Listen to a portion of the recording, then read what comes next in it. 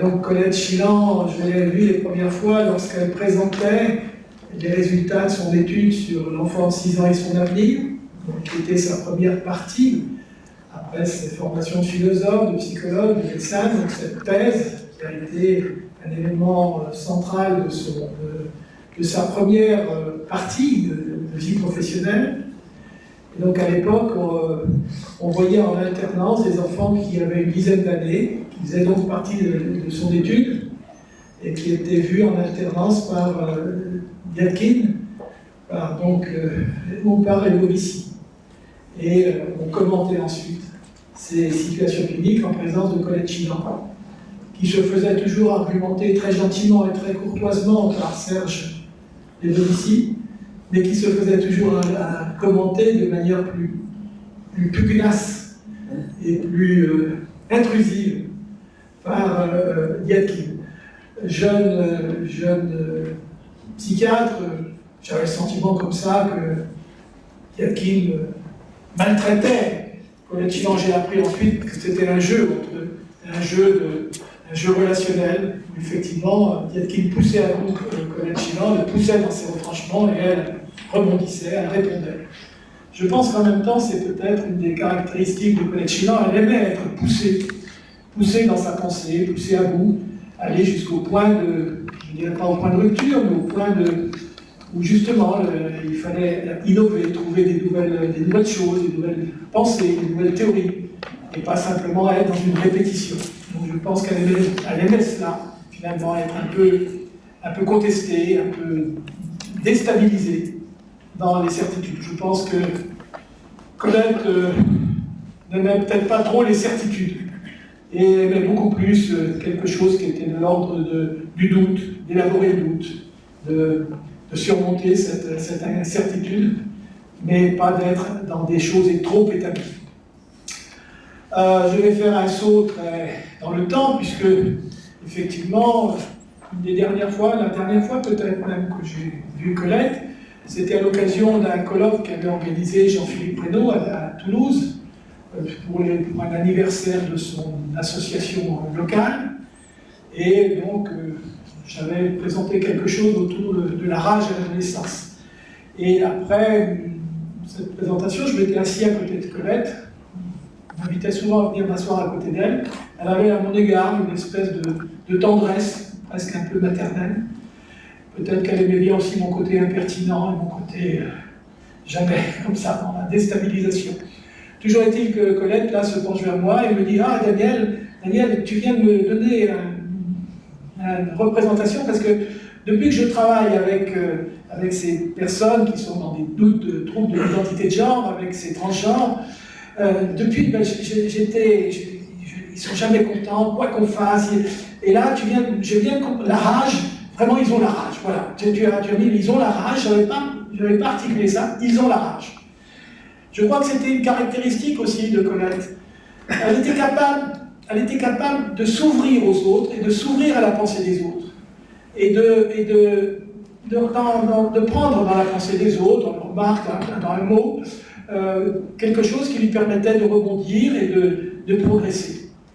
On est souvent ici, d'entre nous, on se met dans nos théories, et d'une certaine manière, quand le discours de l'autre n'entre pas dans nos théories, on a une certaine tendance à soit ne pas l'entendre, soit à vouloir tordre ce discours pour l'installer dans nos théories. Colette, elle aimait justement s'ouvrir et découvrir quelque chose qui était bousculant, qui lui permettait de progresser. Donc ça, c'est vraiment sa dimension, je dirais, de curiosité intellectuelle insatiable. Car si Colette, à la fin de sa vie, avait un corps qui était marqué par l'âge, elle avait une tête et un psychisme qui restaient totalement juvénile. Et donc, de ce point de vue-là, elle est restée comme ça. D'ailleurs, dans le même colloque, nous étions montés dans une petite pièce pour manger, prendre quelques petits gâteaux, petites friandises salées sucrées entre midi et 2 heures. C'était un repas debout, ce qui évidemment pour Colette n'était peut-être pas très pratique. Et à un moment, je prends une assiette en plastique, ces assiettes qui manquent toujours de se plier, et je mets quelques gâteaux ou quelques éléments dans l'assiette, et je vais vers Colette, et alors elle me regarde et dit Daniel, fiche-moi la paix, je ne suis pas arrivé à cet âge-là pour qu'on me choisisse des choses à ma place, j'ai passé ma vie à choisir moi-même, c'est pas maintenant qu'on va me choisir pour moi. Fous-moi la paix. Avec une force, une vigueur, et là donc elle est allée choisir ce qu'elle allait manger spontanément. Voilà, elle avait encore 20 ans dans sa tête. Voilà, je dirais ces trois exemples, ces trois moments vécus avec elle, montrent combien c'était une personne en grande qualité scientifique, on ne va pas faire le débat, mais en même temps qu'elle avait comme ça cette vie en elle, cette curiosité, ce plaisir de découvrir les choses et cette vigueur. Je disais, en la regardant ici, que cette photo et cet arrêt sur image, on voit tout à fait derrière cette femme finalement épanouie, on voit quelque chose de la détermination et on voit aussi quelqu'un qui n'aimerait certainement pas se faire marcher sur les pieds. On voit très bien qu'on n'a pas intérêt à lui marcher sur les pieds. Donc, je pense que c'est une bonne image de Colette. Voilà ce que je voulais, quelques mots que je voulais dire en son hommage. Maintenant, toute la journée, nous allons aborder les différentes étapes de sa vie professionnelle, puisqu'effectivement, elle est passée du travail autour de la scolarité, avec tout le brio que l'on sait, à quelque chose qui était plus de l'ordre de la dimension intime et des problèmes, des transgenres, des transformations, des réassignations de sexe, à une période d'ailleurs où ça n'était pas du tout encore quelque chose dont on parlait. C'était une position tout à fait novatrice et quelque peu dérangeante et quelque peu inconvenante. Eh bien, Colette, n'hésitait pas à braver cette inconvenance relative, à se mettre en décalage avec tout un élément de la communauté scientifique, pour justement affirmer quoi? Affirmer la souffrance de ces êtres humains dont le corps ne semble pas correspondre à ce qu'ils estiment avoir reçu. Ce qu'ils ont reçu ne semble pas correspondre à ce qu'ils ressentent en eux-mêmes, et peut-être de diminuer cet écart avec tous les aléas que ça entraînait, parce qu'elle n'était pas non plus dithyrambique, elle ne disait pas non plus que c'était la solution à tout, et elle a longuement suivi beaucoup d'entre eux, mais ça sera évoqué cet après-midi. Donc on verra ces différentes parties de la vie de Colette. Bien sûr, pour tout aborder sur le fond, il nous aurait fallu plus de temps que cela, mais il faut savoir aussi être raisonnable.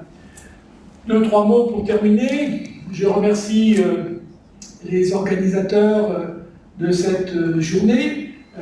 Je remercie bien sûr Marie-Michèle Bourrat qui s'est beaucoup démenée, qui a beaucoup donné d'elle-même. Je remercie donc Jean-Philippe Reynaud qui, dans ses contacts internationaux, a invité nos trois collègues que je remercie pour leur présence. Le professeur Rentschmidt qui nous vient d'Allemagne, merci à vous d'être présent. Le professeur Ridelius qui nous vient de Suède, merci d'être présent. Et le professeur Belfer qui nous vient des États-Unis, merci à tous les trois d'être présents pour nous accompagner dans cet hommage à Colette Schimand. Je remercie également Nicole Kathleen, la présidente de notre conseil scientifique, qui a construit cette journée, et bien sûr l'ensemble des orateurs.